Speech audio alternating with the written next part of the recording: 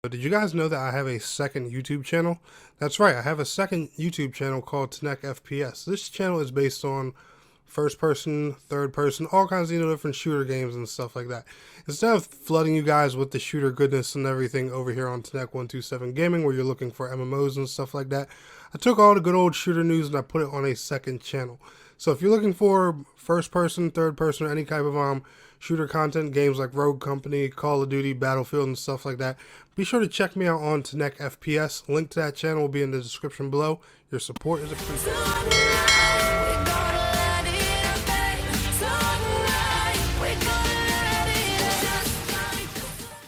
Hello gamers and gamettes, what is going on? My name is Tnek127 and welcome back to another Tower of Fantasy video. And guys, it is finally time for me to make my beginner's guide for Tower of Fantasy, mainly for the PlayStation platforms. But a lot of this will also apply to you if you're playing on PC as well. Now, disclaimer, I am new to Tower of Fantasy, so I am going to miss things. Therefore, if you are a veteran and you want to check out my video and stuff like that, feel free to leave more tips down in the comments below. And hell, whoever leaves the best set of tips, I'll honestly pin it at the top of the video. I'm a new player. I don't mind learning new things. Just if I miss something, feel free to let me know. That's all I wanted to just let you guys know out there. So Tower of Fantasy has been here on the PS5 for about a day or two now by the time you guys are watching this video.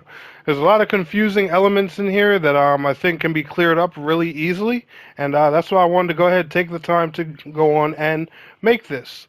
Now, one big thing you're probably going to notice is the menu controls are a little bit wonky. The developers have addressed that several times and they are working on it. So I do want to get that out of the way. I know that's going to be one question I probably get a lot in the comments that I've gotten it previously. But one big tip I can give you for Tower Fantasy when you first start playing is play through your storyline quests, because it's going to unlock more elements for you of the game for things you can access, like your pre-order bundle rewards, your items, all that's a lot of that stuff. A lot of it is unlocked through playing the game, accessing crews and clans and guilds, more unlocks for your weapons, special items and stuff like that. Just play through your storyline quests. There's a lot of introduction things in this game. And another thing too is I want you to come into this with a mobile mindset, because you're going to see later on, especially when we get into gearing. So first and foremost, I want to show you guys your inventory screen and your backpack. Now, if you look on the right hand side, your backpack is actually split into several sections. Materials, which is going to be the main section you guys see here on the screen. Equipment, this is just, your basic gear that'll increase your item level. By the way, for people who don't know, this number CS that you see right here, for example, mine is CS3847. That is your item level, gear score, power level, whatever MMORPG you're coming from, that is basically your reference of how powerful your character is. That number is going to get high, like Neverwinter crazy high in this game. And I'm going to show you guys why later on. As y'all can see, I'm only level 27 and my gear score is already 3,847. But we're going to come back to that later. But here's the equipment section.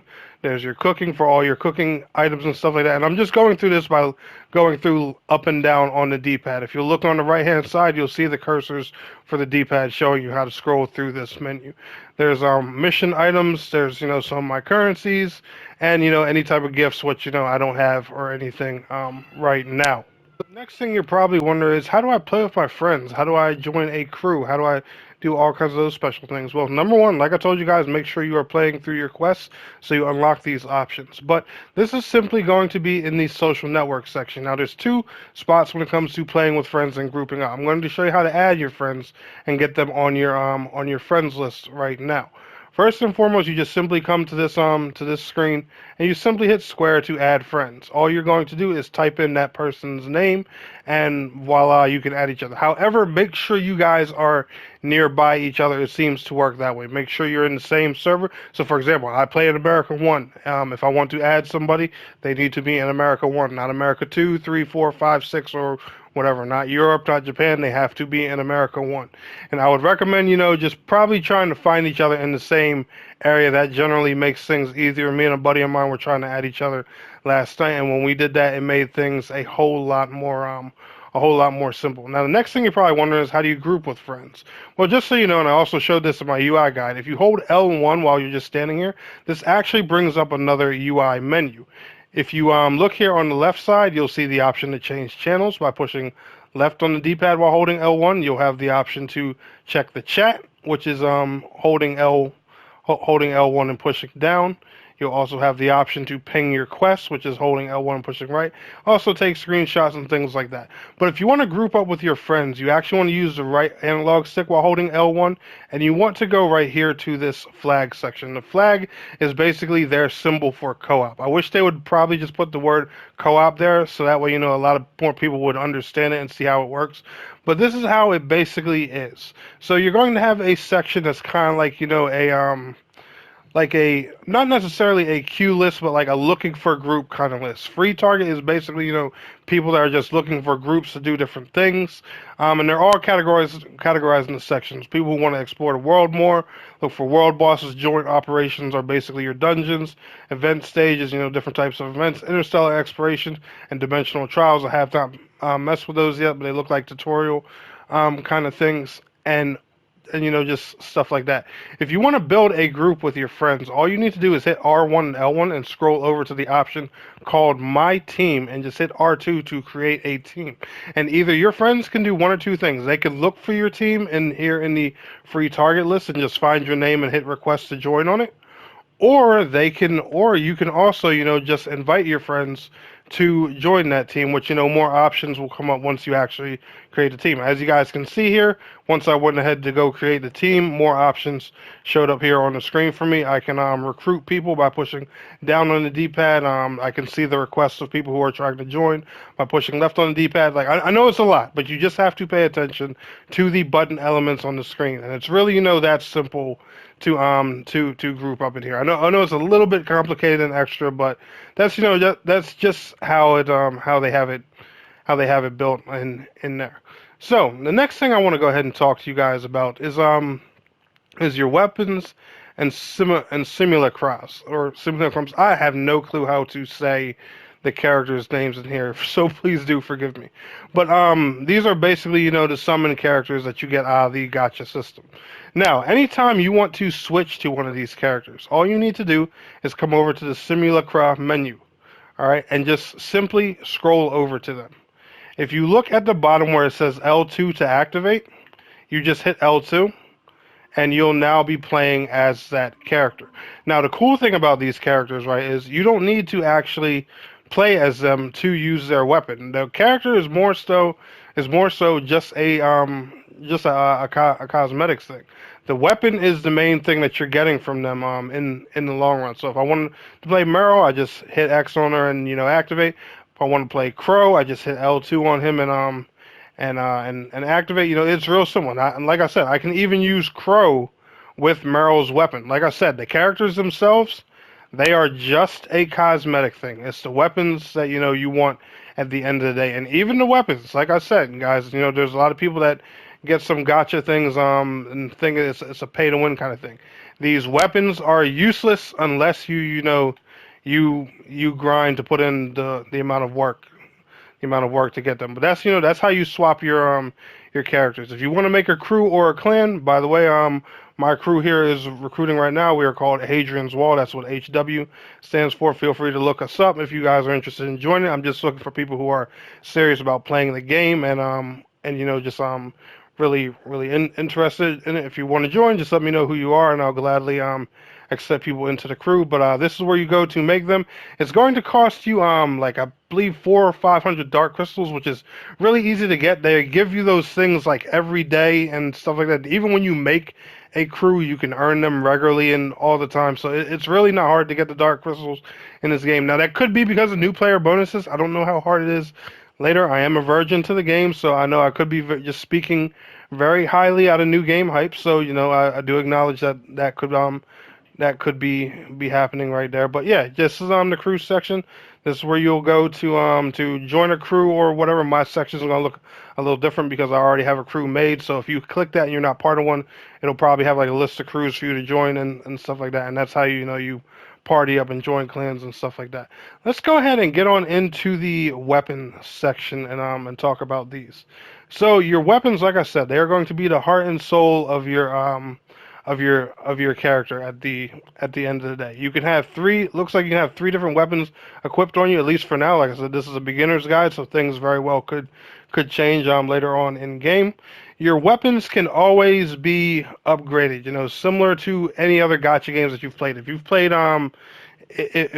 Genshin Impact, Onigiri, anything, you should be similar to how these upgrades kind of works. There's going to be materials, there's going to be gold that you need and stuff like that, to constantly level these weapons up. Now, I know the game's level cap is 95, so I'm going to assume that the weapons level cap is somewhere between 90, 95, 100, or something like that. They're usually roughly the same as about the characters. I'm not 100% sure on that, so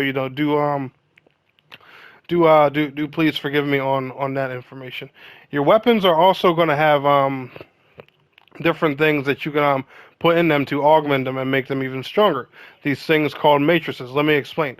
So if I could compare matrices to anything, and I know I use this example a lot for a lot of games, but I would look at them as like materia in Final Fantasy VII.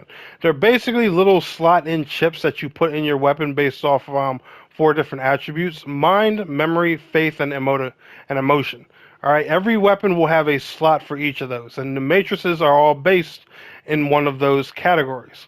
And what you want to do is you want to have a matrix based on each category, but preferably a set. It depends on what you're trying to do for each one.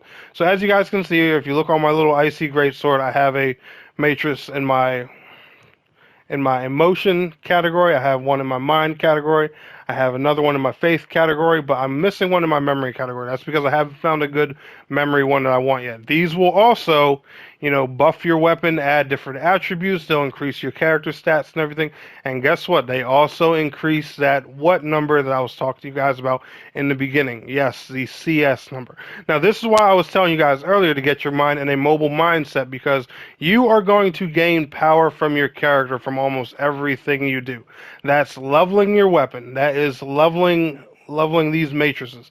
These matrices get leveled too. There's a lot of grind here, so I'm assuming once you get to end game, a lot of it is going to be based off of, leveling your weapons, your matrices, and getting your gear pieces up to their top tip shape and making a build that's based on whatever character and element that you're currently using. So for example, I have an ice greatsword, so I obviously want to focus on things that are going to help with ice damage and stuff like that. You guys get the picture. You get the idea. Like I said, a lot of these come in sets where if you have a set of three of them, they'll offer some type of bonus. Like for example, the one I'm using right here. The reason I picked this is because once I have three pieces of it, it'll increase damage dealt by frost weapons by 6%. That's an overall 6% damage increase to everything that I do with this frost greatsword. So do I want that? Hell yeah. Now, the next thing I want to talk to you guys about is your suppressors. Now, suppressors, they actually fit into the storyline of the game. They're what the characters actually need to survive the environment here. You'll learn a lot more about that in the story. I'm not going to spoil that for you guys, but these are also something that you want to constantly upgrade while you're going through the game. And guess what? You're going to need more materials to upgrade them. I'm actually going to upgrade mine right here in front of you guys. As y'all can see, I now have my suppressor version 2.1 at version 2.2, and it increased some of my overall stats. And guys, guess what? It also increased. That's right.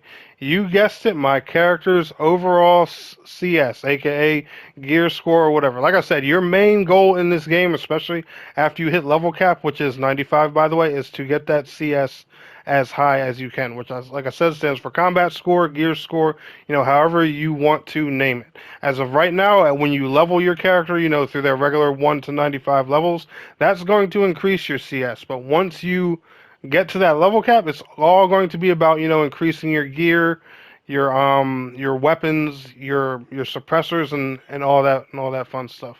You have your relics over here as well. You're going to earn these slowly throughout the game. These can also be rolled on through the gacha system as well. The game's going to give you some starter ones like the jetpack, the jet board, and the missile barrage. The missile barrage is more so just for attacking, but the jetpack and the jet board, they actually help you get around some in the game. So make sure you guys, are paying attention and looking out for those. And I'm sure, there'll probably be some more that help you with traversal stuff in the game as well. Your vehicles, long story short, self-explanatory. These are just your mounts in the game. They help you travel along. The game is going to give you one free one that I've seen so far, which is this Falcon motorcycle. If you pre-ordered through PlayStation, I believe you get like some type of cool car or something like that. Your terminal here, make sure you guys are checking this regularly because this is going to give you a lot of currencies that can help for your questing and stuff like that. They're going to give you a lot of black crystals, some nucleus, all kinds of different things to help you, like roll for more gotcha characters and stuff like that. And you guys should know, all that's pretty self-explanatory. You come over here in the special orders. This is where you do all your rolling for your characters. The choice weapons. Just so you guys know, characters are considered weapons. The main things that matters from the characters is the weapons. When you roll for a weapon, that's how you get your character. But you're always going to see these characters referred as to weapons, SRs or SSRs. Just so you guys know, this section here is for more matrices. So if you want those chips to help upgrade your weapon and stuff like that, this is where you want to roll for that right here. There's different sections for all the different characters and stuff like that. The Shadows of the Past, I believe this one was actually just added when the game launched because this actually wasn't even here the other day. The free chance pickup Mirror's Shadow. I'm not sure which one this is, but obviously for more characters and stuff like that. There's a character I have my eye on right now that I'm trying to go after. This chick with two guns. I cannot think of her name for anything, so please forgive me, guys. I'm a bit more focused on creating a guide for you. Of course, you have your settings menu. This is where you go if you want to change like your frame rate, adjust anything in the game and stuff like that. How that all works and all that fun stuff. Here in the commissary, this is where you can access the in-game store. A lot of this stuff can be purchased through currencies that you grind through the game or different events. So make sure you keep an eye on that. Also, if you want to check out a lot of these login events that they've been talking about on Twitter, Discord, and stuff like that, if you actually hold L1 and you push square, that'll actually bring you over to that menu. The Calling Melody event is right here. The Jade Pavilion Game Fest is right here as well, and so is the Midsummer Merriment. All three of these events are right here in this menu. Just hold L1 and push square, and you guys can access these events easily. Now, that's going to go ahead and wrap it up for my starter beginner's guide for Tower of Fantasy on PlayStation 5 and PlayStation 4, and hopefully, helps out some new PC players as well. Like I said, whatever you guys feel like I missed, especially veteran players out there, feel free to leave it down in the comments below and let me know. But anyway, if you all enjoyed today's video and it helped you, smash that like button. I will see y'all in the next one. Peace out. Have a good one.